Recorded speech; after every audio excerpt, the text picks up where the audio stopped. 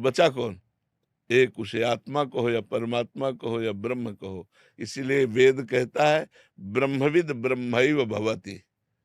जो ब्रह्म को जान लेता है वो ब्रह्म स्वरूप हो जाता है, क्योंकि वो ब्रह्म स्वरूप था, वो ब्रह्म स्वरूप है, वो ब्रह्म स्वरूप रहेगा, पर अपने स्वरूप को भूल करके माया के प्रतिबिंब में फंस गया, तो फिर वहां दो नहीं रहते।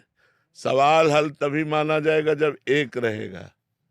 चाहे भक्ति से चलो, चाहे कर्मयोग से चलो, चाहे अष्टांग योग से चलो, चाहे सांख्य योग से चलो, सवाल हल माना जाएगा जब दासोहम में मैं का विस्मरण है और सोहम में तू का विस्मरण है और माया में मैं तू का स्मरण है। मैं तू, मैं और मोर तोर तय माया। जब तक मैं तू तब तक माया।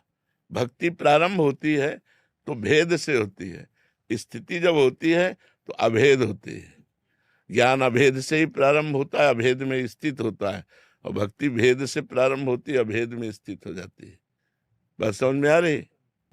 हमारे जैसे निकुंज में जाते हैं, जैसे निकुंज में जाते हैं, हाँ तो सेवा करते हैं ठाकुर जी की, हाँ। वो तो फिर दो अलग ही हो गए ना। जीव होके जाते हैं क्या? नहीं, वो तो उस समय की स्थिति को तुम जानते हो क्या?